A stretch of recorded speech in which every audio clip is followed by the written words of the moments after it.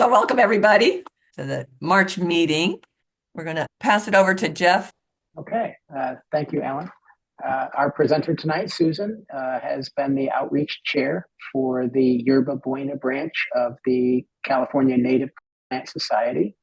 And tonight she'll be speaking about shade gardens. So Susan gardens in San Francisco's clay and chert soil in former oak woodland, taking an only the easiest plants survive approach to gardening. A member of the California Native Plant Society, Yerba Buena chapter, she grows a buffet of edible and colorful native plants for the shade-tolerant butterfly, caterpillar, and specialist bee. So, Susan, welcome to our group of the California Horticultural Society. We really look forward to hearing what you have to say. I myself have a garden that is almost entirely shade for almost the entire year, so I'm very interested in what you have to say. Welcome. Thank you so much. Thank you for the invitation. This is lovely. So we're going to talk about shade gardening with San Francisco's native plants. And I am with the California Native Plant Society, the Yerba Buena chapter. Yerba Buena is all of San Francisco and part of San Mateo County down to Highway 92. So we're going to talk about why to plant native plants. We'll talk about native shade plants, types of shade, and we'll talk about shade plants in the garden and some garden resources. So why plant native plants? Because you get those adorable bees. If we need any better reason. So in San Francisco, we have 6 kinds of soil. We have 3 north and south fog and wind banks, and we have an enormous variation in rainfall from month to month, within each month and from month to month, and we have those eternally dry summers. San Francisco's rainfall varies from 7 inches to 50 inches annually. A couple of years ago, when we had those terrible storms and we had the landslides and we had 1,300 trees down, that was only 32 inches of rain. So we could do so much more rain here. And so our native plants are adapted to our varied soils and to our weather. And they evolved together. They evolved in plant communities. And so we have more than 11 different plant communities. The San Francisco Estuary Institute did this really interesting study in association with the Exploratorium called Hidden Nature. And they have got a wonderful tool. It's available online where you can find out what the plant community was for any particular address. We've got oak woodlands, we've got dune scrub, we've got dunes and grasslands. We have a fancy word for creeks called riparian. We've got ponds and lakes and marshes. We got all kinds of stuff. And not only do we have the plants that co-evolved together, and they have underground root systems at various depths. They have underground mushroom systems that connect those root systems to share water and nutrients between the older plants and the deeper plants and some of the younger plants and the shorter plants. We've got all of that going on underneath, and then above ground, we've got plants that are blooming at different times to be able to feed different pollinators because nothing can bloom year round. Well, very few things anyway. And so altogether, there's enough pollen and nectar and leaf sources to be able to feed a variety of insects. And those insects are what take the energy that the sun grows those plants, and the insects are the ones who transfer that energy from the sun via a plant leaf or pollen or nectar and bring that to the rest of the ecosystem. There's a lot of really fun websites about the different plant communities. There's the Presidio actually has some really interesting stuff. The National Park Service, Las Politas has got some good information, and SF Plant Finder's got some good information. But I find I am a terrible gardener. Every single one of you is a better gardener than I am. I kill most things. And I find that when I plant plants together in plant communities, they just have a much better survival rate. Native plants are the base of the food web. We used to have 700 native plants in San Francisco. We still have 500 of them. And there's a guy named Doug Tallamy, whom you may have heard about. He wrote a book called Bringing Nature Home and Nature's Best Hope. And he was paid by the US Department of Agriculture back in 2016 to look at every county in the United States and determine which plants of the available data that had already been published, because so much of this data is behind paywalls, which plants fed a certain number of butterfly and moth caterpillars. Because caterpillars are specialist insects. They can only eat one or just a few leaves that they co-evolved with. The monarch is really famous.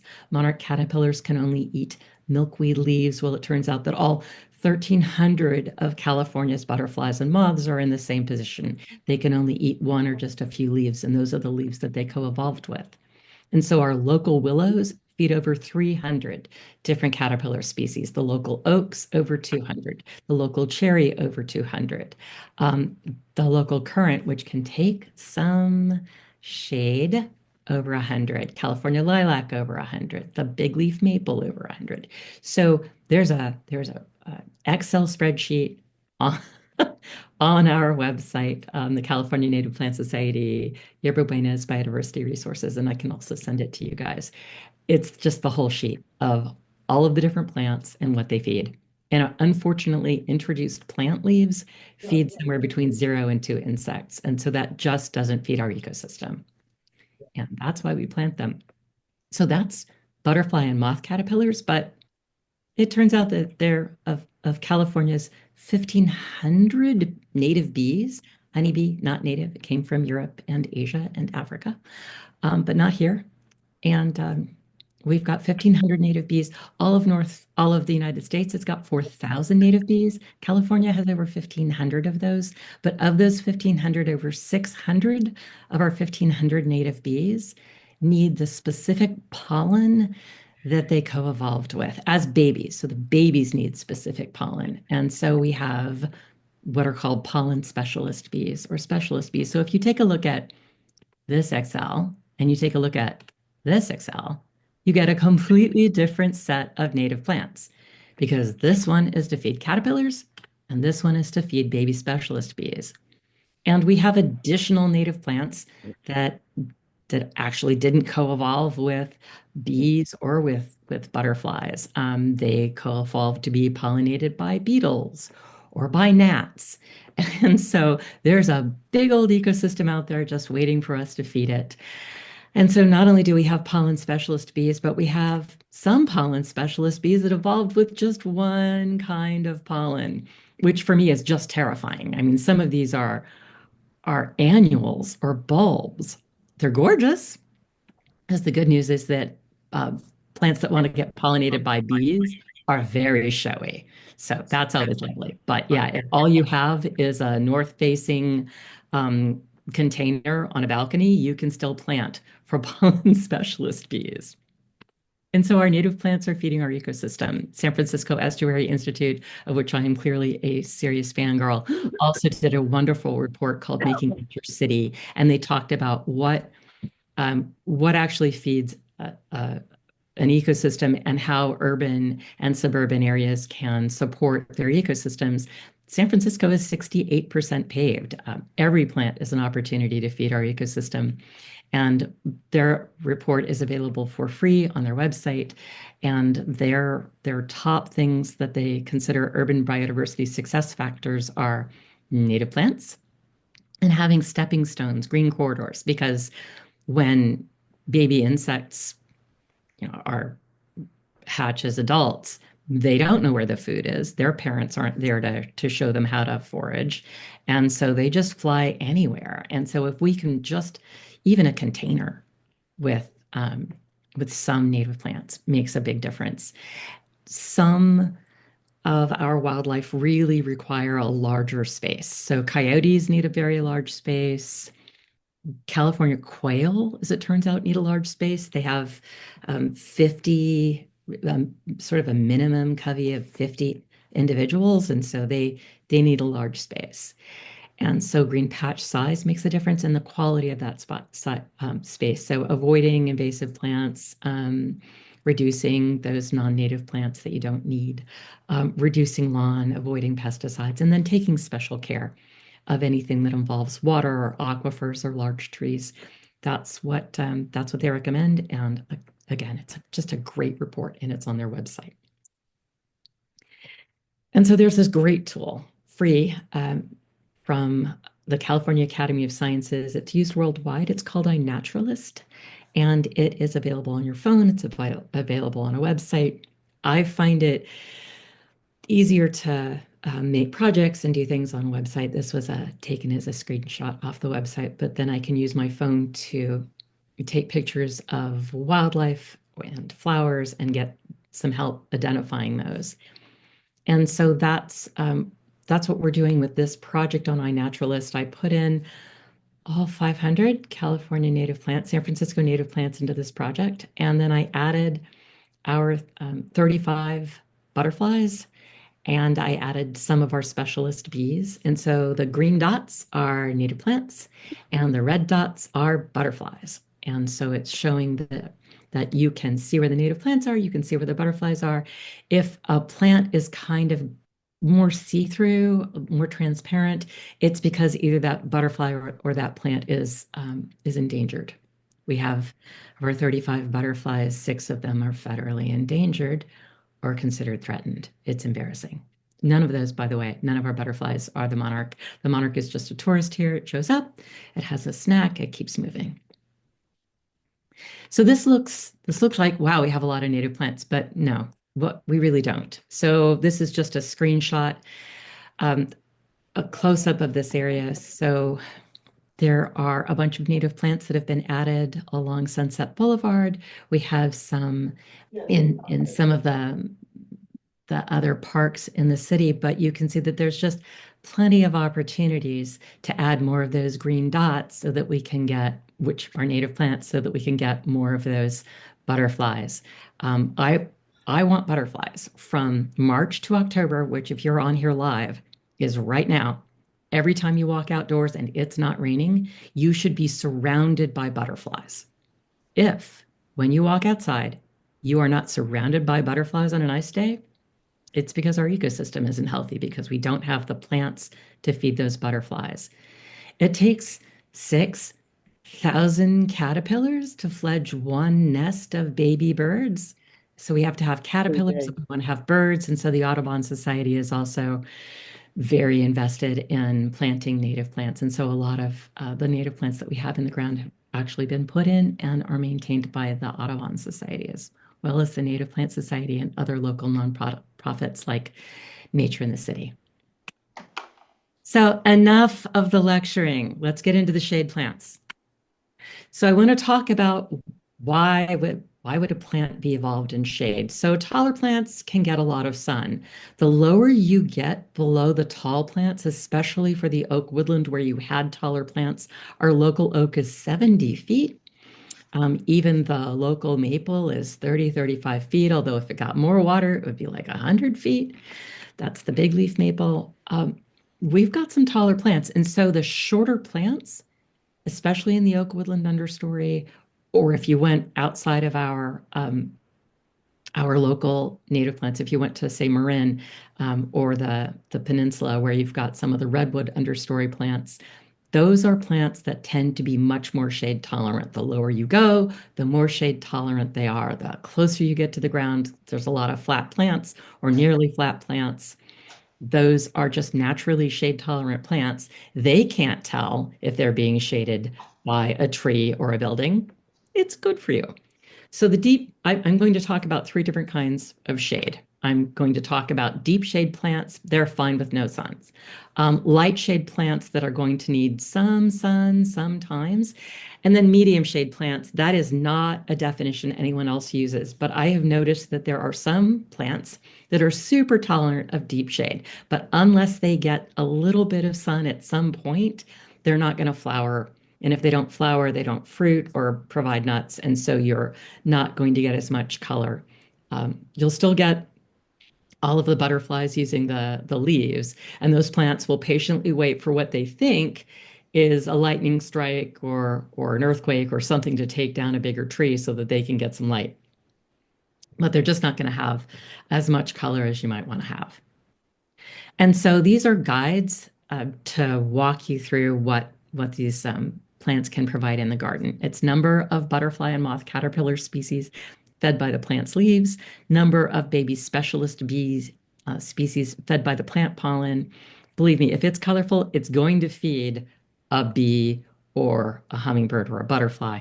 But the little clock shows if something is long blooming or not, because a lot of us have got very tiny gardens, and I want the maximum bang out of any particular plant. I love the iris. I get a week or two of a bloom out of it. I want more.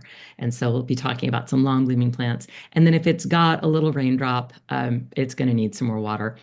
A lot, especially of the oak woodland understory plants, either evolved with all that oak leaf humus, which you would think, oh, that's tannic. That's not going to be fun. Oh, they all co-evolved with it. They're fine. But it does mean that that holds a lot more water in the soil, and they're used to a bit more water. And then some of them also evolved either in a creek or near a creek, and are understory to the willows that are the big plants. So let's talk these deep shade plants. And what we're looking there is stachys. It's gorgeous. These are fine. If they never got any sun, they're fine. We've got the woodland strawberry. So don't be confused. There are two strawberry plants that are native to San Francisco. The beach strawberry, not this one, wants sun and sand. Just use the woodland. And it's great. You can walk on it. It's a really tough plant. I use it between stones in my garden. It's just fine. I've got it in all kinds of shady situations. It is hilariously robust. There's Yerba Buena, California Native Plant Society. Our local chapter is named after Yerba Buena. It is a low-growing mint family member. It has not got rhizomes, though. So unlike a lot of mint family members, it's not going to run. It will be a nice big patch eventually, but boy, can it take a lot of shade. Tiny little white flowers bloom in May. So not really super showy, but you can eat it raw, you can cook with it, and did I mention the level of shade you can use? And then Western wild ginger, it wants some water. That is an unusual looking flower that is beetle pollinated. And it is a delicious raw rhizome that tastes sort of that hot, sweet, spicy flavor that you get from the ginger family, even though it is its very own thing. There are other native gingers across the United States. If you know anybody in that Maple Beach plant community, that's sort of Appalachia to Michigan, they also have an Asarum canadensis that is supposed to be real similar. But ours, I'm not sure it can take any frost. But boy, it's a really fun plant and delicious. And it is rhizomes and it wants water. So there are some invasive blackberries. We have a native blackberry called the Pacific blackberry, Rubus ursinus. I have yet to be able to taste that thing. It has got tiny, tiny, thin little thorns, which is how I can tell the difference between the Pacific blackberry and the invasive blackberry, the Himalayan blackberry or the Armenian blackberry. Those have got like big rose-like thorns. They will cross-pollinate. This is an interesting plant. The darker the shade, the more drought tolerant it is. If it gets any sun at all, it's going to want some more water. But it does have some thorns and it is pretty flat. It's just a great drought tolerant plant. There is Hookspur Violet, Viola adunca adunca. There's also Viola adunca. Both of those can take a lot of shade. I've got them over at the Lombard Reservoir, which if you go over to see the Crooked Street, it's that part of Lombard. It's just immediately before you get to the Crooked Street. It's between Hyde and Larkin, and they've got some older for that side of the city oaks, maybe 50, 60 years old. So we've got a lot of oak duff underneath. The happiest violets I've got are in deep shade in that oak duff, and they bloomed for a month as new plants. I was shocked. They're also required by one of our federally endangered butterflies. They really need those violet leaves. Creeping snowberry, super, super, super shade tolerant. It is deciduous. It does have cute little pink flowers. The berries are white berries. They are reputed to taste like ivory soap slash pretty nasty. I have noticed them just sort of hanging around. The birds are less likely to eat them, but it is a very drought tolerant, very shade tolerant ground cover. And then there's candy flower. It is a miner's lettuce relative. It is a short-lived annual. The ones that I've got in super deep shade just will bloom for months. And the ones that get any sun at all will just be like, oh, sun, all right, I'll flower and I'll go to seed and you'll get me next year, but I'm out of here. And they crisp up and go away. So yeah, and they're also really good in containers.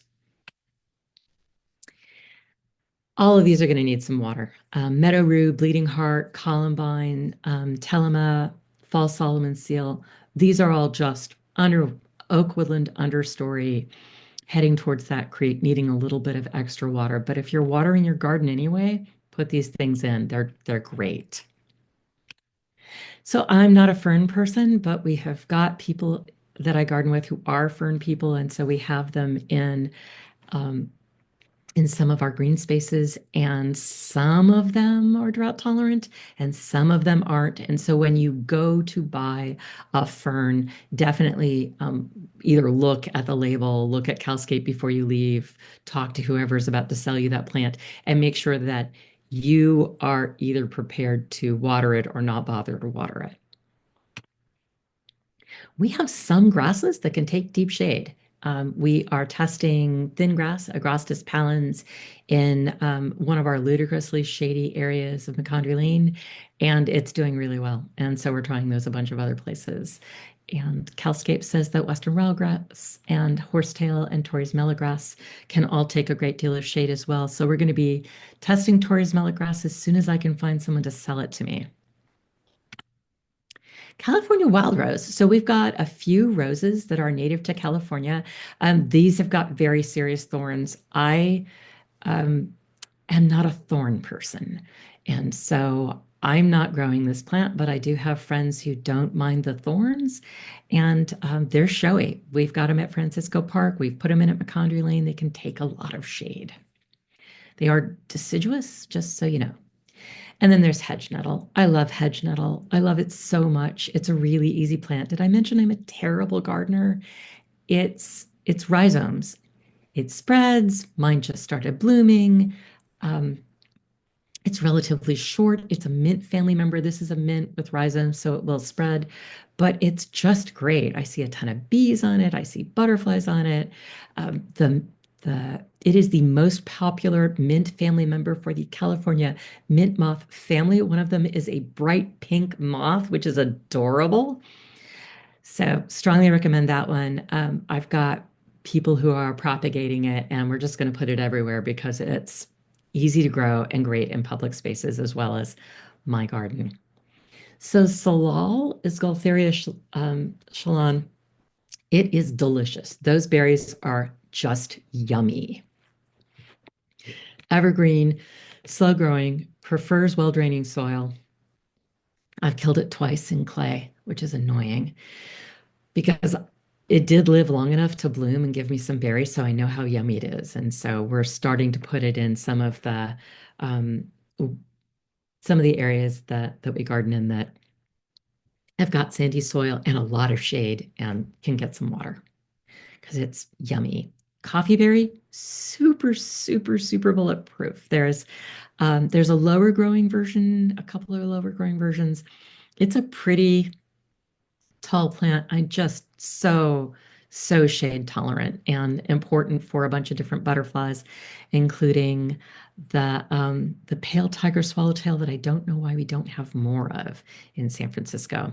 There is a taller version of snowberry. If you liked the low growing version, you might also like the taller version.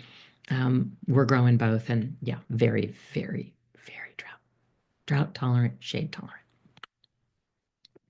There is this deep shade vine. Most of the rest of the vines need some sort of light, unfortunately, but this one This one must be planted in shade. It was expecting to grow in the oak woodland understory, and it's a floppy vine. It is not a vine for a formal looking garden. It is blooming right now. It is deciduous. It just kind of grows each way, but it is the only caterpillar plant for the pipevine swallowtail butterfly, which is that stunning blue butterfly to the right of it. Just gorgeous, lots of energy. That butterfly just wants a lot of pipevine in the landscape, and so that's what we're doing. The different groups I garden with are just putting pipevine in the landscape. It's easy to grow. It Cowscape says it wants water, but it's one of those plants that will grow as much as you water it. And if you can get it through that first year, it's just very drought tolerant, which I always appreciate. So medium shade. Tolerates deep shade. It would like a little bit of sun to flower. There is dwarf Mahonia, Berberis aquifolium repens, which actually comes from Marin, but that's close enough. Evergreen winter blooming, which is really important. We want to have those winter blooming plants for our hummingbirds that really do not want to have to migrate. They would rather stay in our gardens, but they need something to eat when everything else is a little bit dormant or a lot dormant. And so evergreen, those really cheery yellow flowers. Edible berries for both people and birds, like a deep purple berry, those are ripe right now. It's March, but they're ripe now because they were blooming back in December and January and February. So long blooming, drought tolerant, deep shade tolerant. Wake robin, I finally found it for sale. It's just gorgeous. I spent way too much on some little tiny pots of it, but I can't wait to see it bloom because it looks gorgeous. And Cowscape says it takes deep shade. I'm worried it might need just a little bit to flower. And then the yellow violet needs a little bit more sun than the purple violet does. But the yellow violet is, again, just as important for those federally endangered butterfly caterpillars as the purple one is.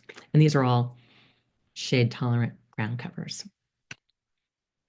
A little bit taller, sort of shorter shrubs. There's the hummingbird sage, it's great. I've got it in some very, very dark spaces, but it looks like it needs a little bit of sun for that absolutely gorgeous flower spike.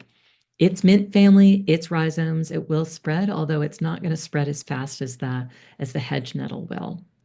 Hound's we are finally trying it in some of the spaces this year. It's gorgeous, and I want to see how well it does. I hear it needs a little bit of water. We'll find out.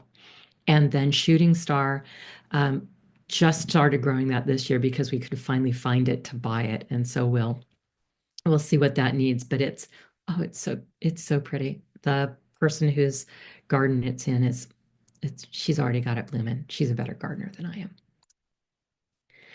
Yarrow is really a tough plant. Bee plant is a tough plant. Coral bells are tough plant. So these aren't just medium shade flowers. They're also really tough plants for those spaces where you've got a lot going on in your life and you just need to put something in and have it be okay. Put it in the fall and then just walk away. Yarrow is that plant. Bee plant is that plant. You can grow both of them from seed. They're really tough. They need a little bit of sun to flower, but boy, I've seen them just thrive in some really dark spaces. Coral bells, extremely shade tolerant, but I have only seen them blooming when they get a little bit of sun. And Angelica, this specific Angelica tomentosa, that one is the one that is shade tolerant. Not all Angelica is. California honeysuckle and the chaparral clematis both need some sun. They're both really pretty and just great plants for wildlife. And shrubs. So salmonberry I had in some darker spaces in my neighbor's garden, and it did just fine. It just never bloomed. And I finally moved it to a corner in my garden where I could get a lot of water. But it finally got some sun and then covered with those gorgeous pink flowers and then some tasty berries. It's in the raspberry family.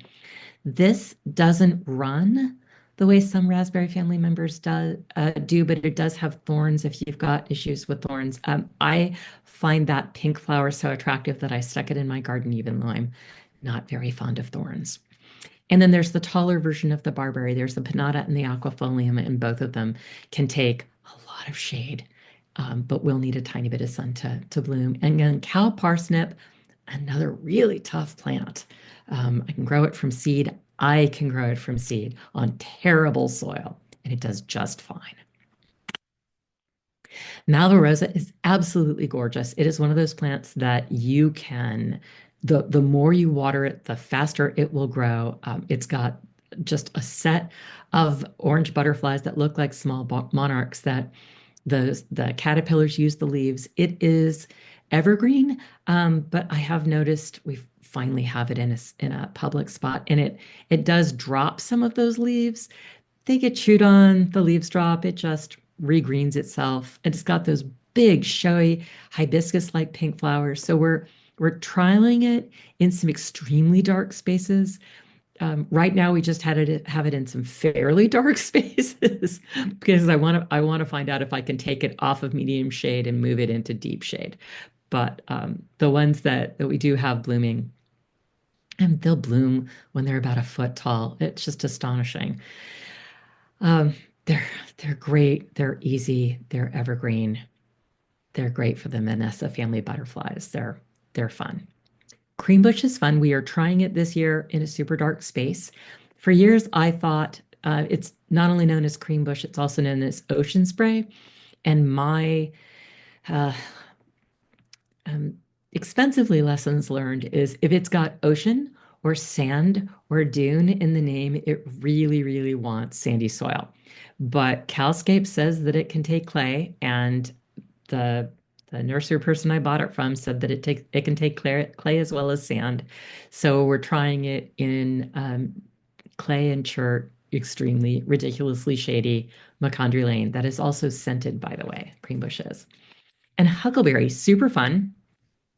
I have tried it in some very deep shade and some ever so slightly, occasionally got a tiny bit of sun, and it makes all the difference. It really wants a tiny bit of sun to be able um, to flower and fruit. And then the fruit is delicious. It is extremely slow growing. I have heard that if you use cotton meal or add some additions to the soil, that it will grow a little bit faster. Blue elderberry is another really easy plant. It can take full sun to full shade. It is just a bird feeder. Uh, Butterflies lay their eggs on those leaves, and the birds will show up to eat the caterpillars, and they'll show up to eat the tiny insects on the shallow flowers, and then they'll stay to eat the blueberries. And I've got it in some very shady places. It does need a little bit of sun to flower.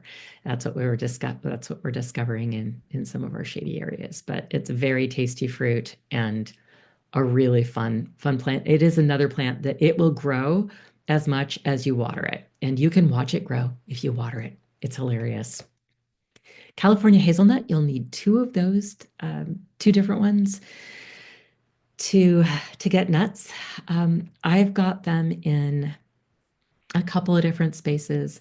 And the ones in the darkest space do get a couple of weeks of sun right at midsummer. And they just they are wind pollinated, so they have catkins rather than flowers. They're not super showy, but you get actual hazelnuts, edible hazelnuts, and you get a bunch of cute butterflies from the leaves. And it is deciduous. It's great to let those leaves stay on the ground. It'll help build your soil. And you've got a bunch of caterpillars that really don't want to get eaten while they're in a cocoon, and they'd like to just look like a dead leaf. So if you have some dead leaves, it helps them not get eaten by birds. Osoberry, we've gotten some very dark spaces, Macondri Lane. It is deciduous, as is the California hazelnut, as is the blue elderberry, by the way. produces edible fruit. I have yet to be able to taste it, and I want to. I'm hoping this is the year. It's called a tree, but it gets to about 7 feet. So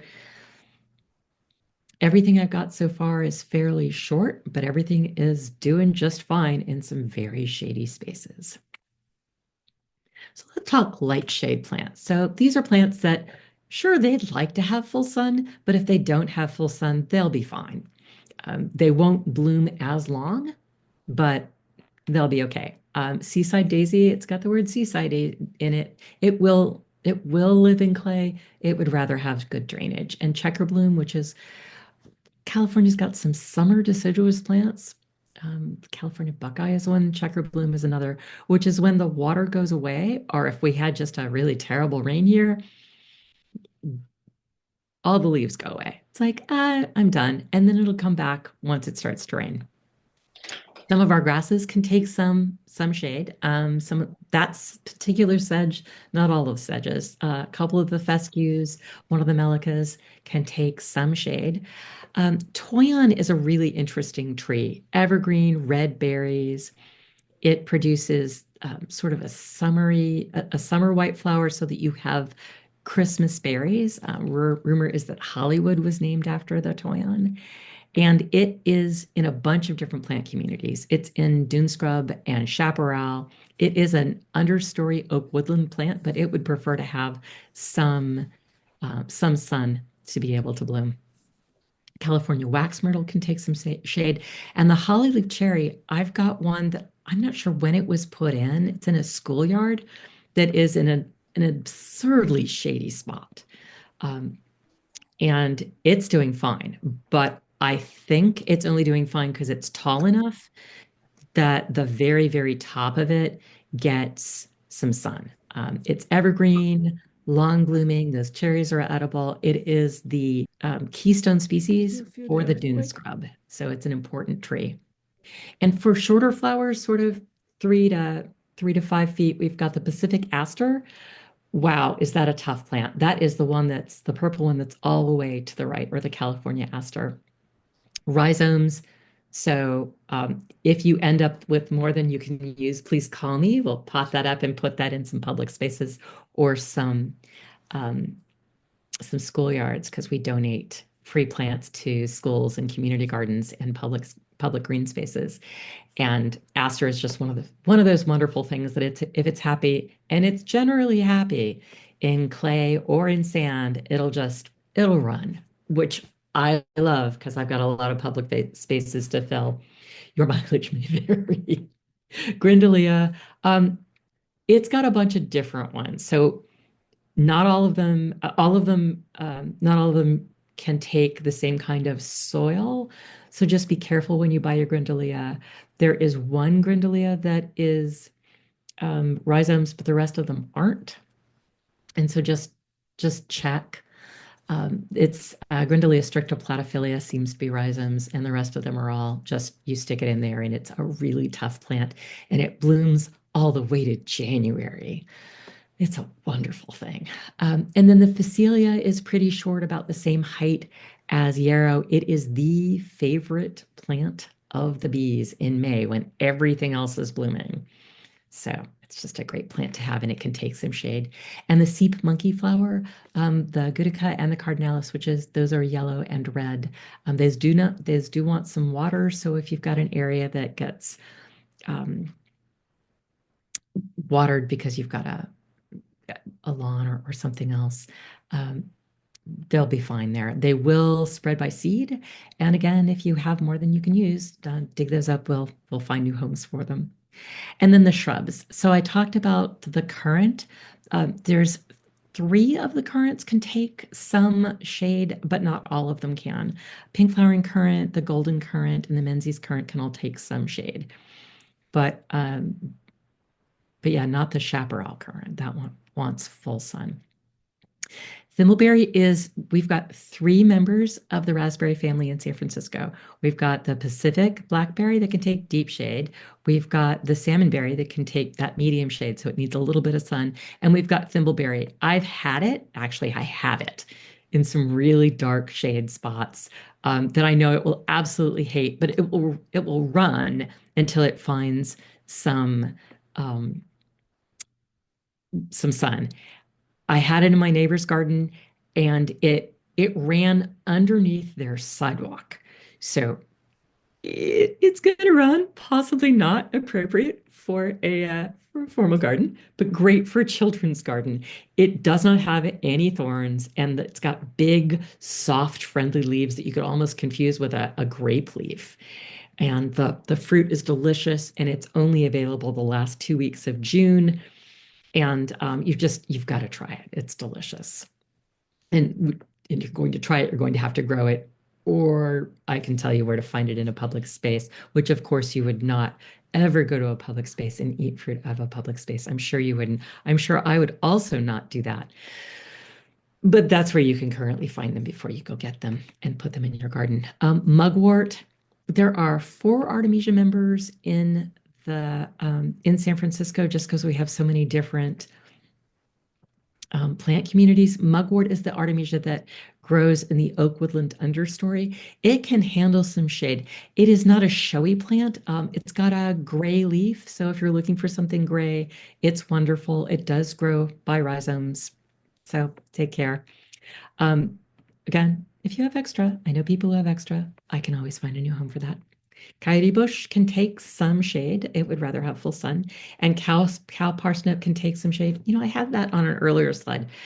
We are growing it in some darker spaces. And Hooker's evening primrose, which can also spread by seed. And I know some people aren't fond of that happening, but it's a stunning, showy yellow flower, moth pollinated. It's pretty great.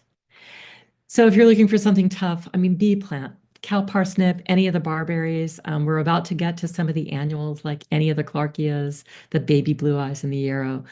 These are for those of you who are just like, I don't have a lot of time and I need something to grow here and not look awful. These are your plants. So let's talk container gardening. All the Clarkia can take shade. Larner Seeds has Clarkia. They've got a shady mix, and you can buy the Clarkias by themselves. They're all gorgeous, and there are not only 5 um, caterpillars that are dependent on us growing this annual, but there are 12 specialist bees who need it. So, just in case you needed an excuse to grow something this gorgeous and shade tolerant and easy to grow, uh, use either the butterflies or the specialist bees. They'll all be fine. That caterpillar down in the bottom right corner is a Mariposa forester. It only eats Clarkia. It's terrifying. Just terrifying. Terrifying for that. It's gorgeous for us. Good excuse. Oh, I have to put this in for that caterpillar. We all do. Baby blue eyes. That's got a bunch of specialist bees. Miner's lettuce is delicious. Oh my gosh. It is shade tolerant. It is a relative of candy flower. It's very easy to grow. Fiesta flower, it's hard to find those seeds, but it is oak woodland understory, prefers actually clay soil. Um, I'm finally seeing it on sand. I was told it did not grow on sand. We had donated some to the Randall Museum, and it's doing okay, and they're on sand. Chinese houses, the Collinsia, gorgeous. The Phacelia is not only available as a perennial, but also as a bunch of different kinds of annuals, all of which grow well in containers. And then, of course, the Clarkia, so beautiful. And then bulbs. There are blue dips, which are probably the favorite nectar plant of adult butterflies. I did a butterfly presentation and there are pictures of butterflies on our naturalist, and they're all nectaring on blue dips. Mariposa lilies are gorgeous, and you need to be warned they are addictive. They are so beautiful. Not all of them are shade tolerant, but the Calochortus albus is. Ethereal spear can take some shade, not deep, wants a little bit of sun, and elegant Bridea wants a little bit of sun. Ethereal spear blooms in the first 2 weeks of May, and then Bridea is the next 2 weeks after that. Douglas iris blooming now It can take deep shade, but prefers to have a little bit of sun to flower. And blue-eyed grass. We're trialing that now in some deep shade spaces, but so far it seems to be doing really well and blooming in deep shade. So why not plant to feed critters, butterflies, bees, hummingbirds, and people? Why not plant all year round? So not only to feed the caterpillars and the baby pollen specialist bees, but plant for everyone. So let's say you were just interested in planting for butterflies. These are all the different ways you can feed butterflies with just year-round blooms. Manzanitas, seaside daisy, the unfortunately named cudweed, really someone, we need better names. Sunflower is a big deal. The California lilac, the goldenrod coyote bush, especially the late season. So July through October. If we could have more flowers, please. I'm sure you're all up for that, but we need them to feed those adult insects. So we need the sunflowers and the goldenrod and the coyote bush and the buckwheats and the gumweed and the golden aster and the yarrow. So the those plants and the ones that bloom um, December to February are just really important to have in our landscape. So if you think like an ecosystem, and if you think like a California native plants, most of our native plants are blooming March to June because they know how much rain they got and they know how they can um, decide how much energy goes to growing your root system and your leaves before you put any energy into growing flowers and nectar and pollen and then fruiting or producing nuts or seeds. And the ones that are blooming really early, like the manzanitas and the seaside daisy, are just like, okay, I've only gotten maybe half my rain and I'm going to bloom anyway. So really important for those early arriving butterflies and bees and overwintering hummingbirds.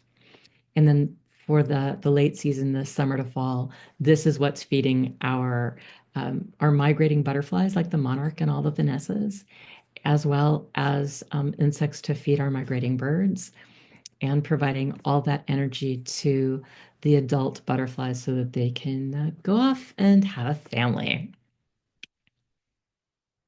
It's a bit of a different buffet from the bee buffet, but there's a lot of shared flowers here, and we need the same things. We've got early arriving queen bumblebees. I've heard as early as October. I've seen them as early as Thanksgiving, late November. They're out now. I'm seeing queen bumblebees they're all ground nesting bees, finding where the flowers are and then putting a nest nearby. It's fascinating to watch. Manzanita, seaside daisy, woolly sunflowers are a big deal. The barberries are a big deal. I haven't seen a lot of butterflies on barberries, but lots of bees and hummingbirds. And then I've got the specialist bee indicators here. It's very different from which plants feed the caterpillars. So we need them all. Get them all, collect them all. And the hummingbirds, they really don't want to have to fight with bees and butterflies. They want their own thing. And so some of those tubular flowers, like the hummingbird sage, the columbine, the California fuchsia, those are the Phacelia, those are really the penstemon, those are really set up, the honeysuckles are really set up to be pollinated by hummingbirds. And the rest of those plants just Manzanita, barberry, that's just where I have seen hummingbirds and where I naturalist, people who are better at photographing hummingbirds than I am, have seen them. And we're again looking at that buffet. Those currants are the ones that are blooming December to February once they get about 4 years old. And so they're important to have in the landscape. Besides, you need an excuse for that gorgeous plant. And those currant berries are edible for people. Edible for people. What do we have? So we've got all kinds of greens. All of the California native sages have got edible leaves and flowers. Mint family, everything in the mint family has got edible leaves and flowers. So Yerba Buena, edible leaves. Those are tiny little flowers, but still delicious. Miner's lettuce.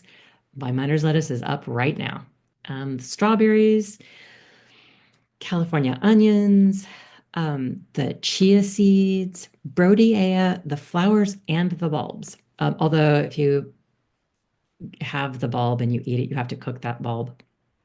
Then you don't get the flowers the next year. So I just eat those flowers. Same thing with the onion. Onions are entirely edible. The seeds, the flowers, the leaves, the bulbs, leave the bulbs because you want to have those gorgeous flowers the next year. And they're delicious. I don't understand why onion seeds aren't used rather than, say, I mean, other like poppy seeds and things like that. I don't understand why it's not had its culinary moment yet because it's delicious. Thimbleberry, I was talking about that at the top. That is my favorite berry. It is delicious. Our hazelnuts, our salmon berries, blue elderberries, poppy seeds, although they will set off a drug test, so just know that. I don't find that they make me sleepy, but I have heard from other people that they do. At least that affects them. Our cherries are edible, our currants are edible, coyote mint leaves are edible, although they're blooming sort of Mayish, but those leaves are available year round. And monkey flower savory is a delicious minty leaf as well as that flower. It's extremely minty. Coyote mint is more of a minty flavor. Yerba Buena is more of a oregano with a light mint flavor. The hummingbird sage, which is our only sage that can take any shade, has got very much a fruity flavor with it. So I wouldn't use it in Thanksgiving stuffing, but you could chiffonade it like really, really thin strips and then put that into a fruit salad because it's delicious. And you can do the same with those delicious flowers. So where can you get more information? We're going to talk San Francisco plant lists, the CalScape plant selection tool if you haven't used that, sources for native plants, and how to find out what the bloom period is, and then Doug tell me. So on the California Native Plant Society Yerba Buena organization's biodiversity resources website, we have got free plant lists. We've got shade plants, butterfly plants, edible plants, hummingbird plants, plants for birds, colorful plants, long blooming plants, sidewalk plants, container plants, bioswales, drought tolerant, plant communities, and stuff for landscape design. If there is a plant list that you do not see on this list that you want, do let me know. I am working on a scented plant list that about 3 people have asked me for, so I just haven't gotten enough requests to finish it. If you have not used California Native Plant Society's CalScape plant selection tool, it is pretty fun. You can go back and forth between the plants and the butterflies that they feed. You can look at that plant range, which is really convenient as we are planting for climate change. Do keep in mind that the CalScape range is 10 miles. They have had me complain about that before. We're 7 by 7 miles, and it's 6 different kinds of soil. So you've got to check the soil when they make a recommendation for your address. They are not necessarily getting the soil type right. So you might have to go into I need to give you more information and just tell them what kind of soil you've got. And they also tell you what native nurseries or what nurseries have got those native plants if those nurseries are sending that information to CalScape. And then CalFlora is another great site. They provide better bloom period information than I think CalScape does.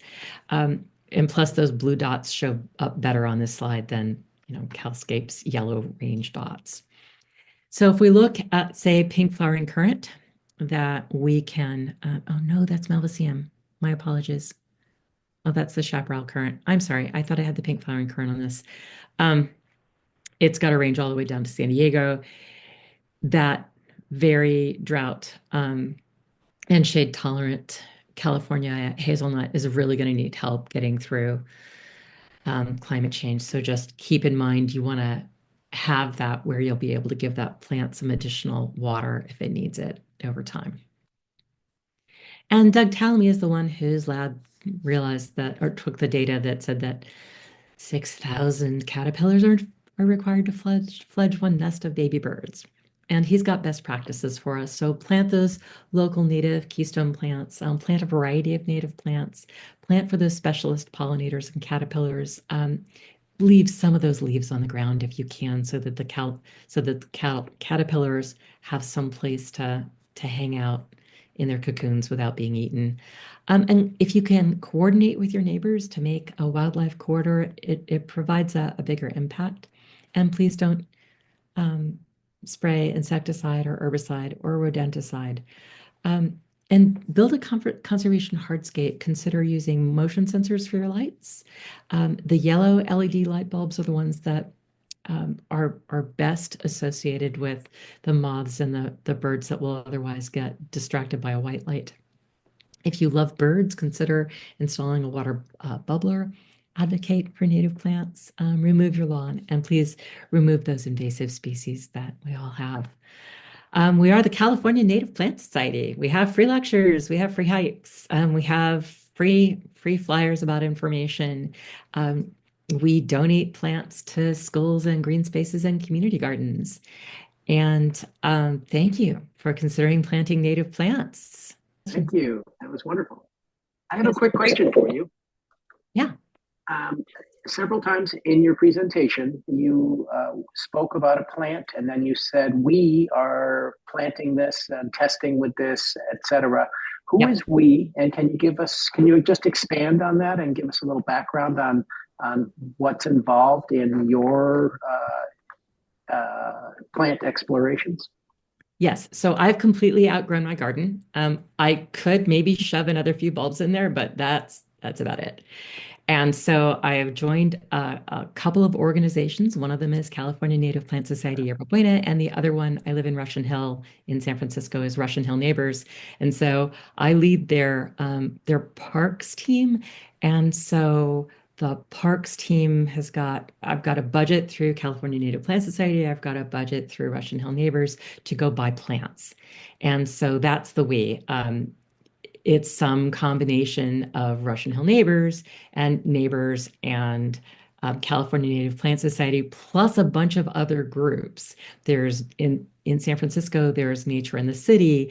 There's the Black Point Historic Gardens group, which is part of the Golden Gate National Recreation Area. There's the Presidio. Parts of San Francisco Recreation and Parks Department, specifically the Natural Resource Area. The Randall Museum is permitting California Native Plant Society to help them evolve their native garden and add some more native plants there. And I am SF Urban Writers. If you have got shady, sandy garden, you might want to go take a look at Laguna Honda Hospital. SF Urban Writers was taking out a bunch of invasive blackberry because it was ripping up their legs as they were going through on the Crosstown Trail. They took that out and they were like, okay, we have to replant with something. And so they've got a bit of a budget, and they're coming to us, the California Native Plant Society, Yerba Buena. So we're donating plants to them. And they've got a ridiculously shady, sandy site. The water company has got 6 reservoirs in San Francisco, and so is redoing those with native plants. They're taking out the eucalyptus, yay, and adding native plants. Most of those are actually considered, most of the reservoirs are in areas that would historically have had local native plants, and so they are being very careful. The water company has got a nursery in Sunol where they grow their own native plants. They will take some native plants from CNPS if we promise and swear we know where those genetics came from. But Lombard Reservoir, the one that's over by the Crooked Street, is in the part of town that got burned in the 1906 earthquake and fire. That's where I live. That's where I garden. That's where Russian Hill Neighbors gardens. That's where Francisco Park is gardening. And that's where Lombard Reservoir and the water company is gardening. And so it kind of doesn't matter what the genetics are, which is kind of fun because the caterpillars don't seem to care as long as they have the right native plant. And so they've been letting us experiment with anything that isn't a tree. And so we're trying all kinds of things there. So there's a ton of native plants along Hyde Street that sees 2 million tourists a year, and the cable car goes past it. And there's a bunch of very shade tolerant plants that we're putting underneath those oaks on the Lombard side. They've got a seep, a sunny seep. And so we've been trying some very showy plants like Lilium partalilium. I was able to find it and I bought it and we put it over in that seep. It's a sunny seep. I can't put a willow in because they won't let me put a tree in because that would affect the integrity of the reservoir. Completely understand. No trees. They'll let me put in anything else. And so I completely accept that. That is a reservoir. All 6 of these reservoirs, actually. No, 5 of the 6 reservoirs are drinking waters for San Francisco, the Lombard Reservoir, specifically drinking water from my side of town. There is a reservoir over at 7th Avenue in Clarendon, not far from Garden from the Environment, by the way, that is across from Laguna Honda Hospital, and it is the Laguna Honda Reservoir that is fenced off. And if you want a garden there, you either need to be with California Native Plant Society, Yerba Buena, or the Golden Gate Bird Alliance, because we're the 2 groups that are working on revegetating that area with them. So that's, gosh, that's not everybody either. There is Glen Park has got a creek. Glen Park is very strange. Most of it is Rec and Park, but some of it is the water company and some of it is Department of Public Works. And in the Rec and Park portion, there is a creek. And Kayaks Unlimited has worked with the Recreation and Parks Department to remove invasive plants and add native plants. And so keep that, really revegetate that creek. Water is the most important thing we can take care of. And so taking care of our creeks is a big deal. And I know I'm missing somebody. Oh, Department of Public Works. Anyway, lots of groups. Yeah, a lot of resources for helping. That's great. Jeannie has a question. She says, a newbie question, how can I cross-reference this amazing list with deer-resistant and redwood understory? Oh, really fun. So there's a couple different ways. So Las Politas has got just the best list of what plants are in what particular what particular plant community. I really like theirs. It's not perfect, but it's pretty good, and I'll take pretty good. So let me add this to the chat and then take a look in there for the redwood stuff. So a lot of the plants that are oak woodland understory or creeks in San Francisco are also redwood understory. It's just when you are putting all that extra mist into your redwoods to keep them alive through what are going to be some pretty terrible drought years, the rest of these plants will also appreciate the rest of that moisture during the summer. And so you asked about redwood understory, and I'm sorry, that was only half a question. She asked how did she cross-reference the amazing list of the bird, I guess the birds, the bees, and the butterflies with deer-resistant and redwood understory. Oh, right, deer resistant. So you can look on 2 places. You can look on Las Politas for deer resistant, the deer resistant list, and also on Calscape. They've got deer resistance. Oh, Calscape does have some, if you look up redwoods, the coast redwoods on Calscape, assuming that your redwood is a coast redwood, they will have the companion plants at the very bottom. And Calscape has got at the bottom for every plant, they've got the different caterpillars associated with it. They're working on putting the bee information in. That's not there yet, but at least the caterpillar information is there. And they do have some of the plant community information, just not as much as I want and not as complete as Las Politas yet. Thank you so much. you had mentioned McCondry Lane. What is that? So there is a very famous book called Tales of the City by Armistead Maupin, which I have not read yet. and this book is set on McCondry Lane. So it's a street in the city? Yeah, it's a street in San Francisco. It is between Taylor and Jones, also in between Union and Green. There's a less famous part of McCondry Lane. So that's the famous part. If you go west of Jones, between Union and Taylor, there's this weird little dark space with 3 parking spaces in front of it. That's the part of McCondry Lane. These are all Department of Public Works. unaccepted streets. I don't know who names these things. They've got to be the cousin of people who've named plants deerweed. Um, anyway, unaccepted streets.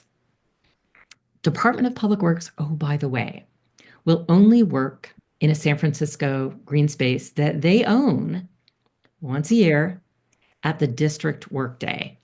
You can look that up if anyone wants to work in their DPW space. My groups have been guerrilla gardening in most of our DPW spaces. We did have one um, memorandum of understanding that we did on Sunset Boulevard for a couple of blocks, as did Nature in the City. That is a lot of paperwork for a nonprofit. So at this point, we're just guerrilla gardening and we're making sure we don't put in invasive plants. And they appreciate the once a year per district workday. I tend to ask because Russian Hill spans both District 2 and 3.